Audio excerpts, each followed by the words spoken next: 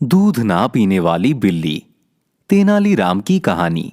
दक्षिणी भारत में एक शहर जिसका नाम विजयनगर था, जहां एक कुशल राजा राज करता था। एक बार विजयनगर में चूहों की संख्या अत्यधिक बढ़ गई। उन चूहों के रहते विजयनगर जैन सभी लोग बहुत परेशान हो गए। सभी चूहे विजयनगर के सभी लोगों पर आफत बन चुके थे। वह सभी चूहे वहां रहने वाले निवासियों का बहुत नुकसान करते। वो चूहे लोगों के कपड़े कुतर देते और फसल का नुकसान करते। इसके रहते वहां के सभी लोगों ने राजा के पास जाने का निर्णय लिया। अगले दिन वह सभी लोग राजा के पास पहुंचे और इस समस्या का समाधान करने को कहा। राजा उस समस्या को देखते एक समाधान निकाला। उन्होंने उन सभी लोगों को घर में एक बिल्ली पालने को कहा और उन सभी लोगों को एक एक गाय दे दी। महाराज ने तेनालीराम को भी एक बिल्ली और एक गाय दे दी।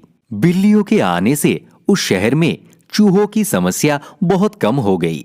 परंतु लोगों पर बस एक समस्या थी कि उन बिल्लियों को समय पर दूध पिलाना और गायों की देखभाल करना। दूध पीकर बिल्लियां कुछ ही दिनों में बहुत मोटी और सुस्त हो गई, जिसके कारण वह एक कदम चल भी नहीं सकती थी। बिल्लियां बस दूध पीकर पूरे दिन सोती रहती थी। राजा द्वारा दी गई तेनालीराम की बिल्ली मोटी और सुस्त हो गई, जिसके कारण वह भी पूरे दिन सोती रहती थी। तेनालीराम अपनी बिल्ली को सुस्त देखकर उसके दिमाग में एक योजना आई।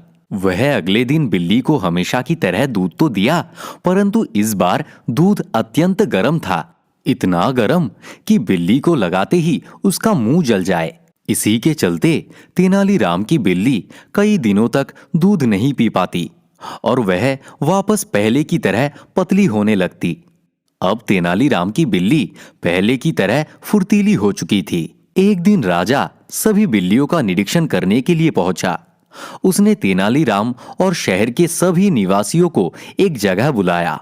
जब राजा ने तेनालीराम की बिल्ली को अन्य बिल्लियों की बजाय दुबली पतली पाया, तो राजा ने तेनालीराम को इसका कारण पूछा। तब तेनालीराम ने बताया कि उसकी बिल्ली ने दूध पीना छोड़ दिया है। इस बात पर राजा ने विश्वास नहीं किया और उस बिल्ली के सामने दूध से भरा हुआ कटोरा ला रखा। जब बिल्ली ने उस भरे हुए दूध की कटोरी को देखा, तो उसने सोचा कि वह भी इतना गर्म है कि जब वह उसमें मुंह डालेगी तो उसका मुंह जल जाएगा।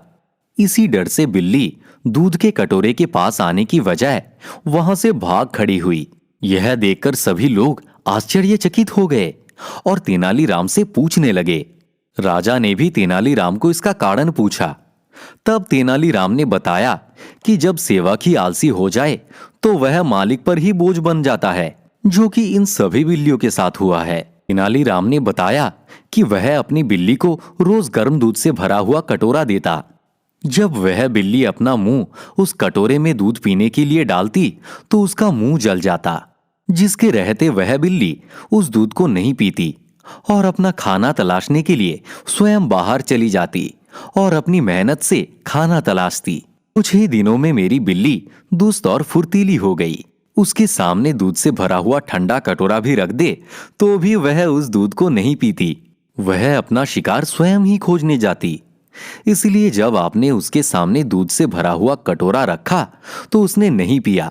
तेनालीरामा ने इसी बात पर राजा को कहा कि अपने सेवक को कभी आलसी बनते देख उस पर पकड़ बनाए रखनी चाहिए, जिससे कि वह हमेशा चुस्त रहे और अपने काम के प्रति समर्पित रहे।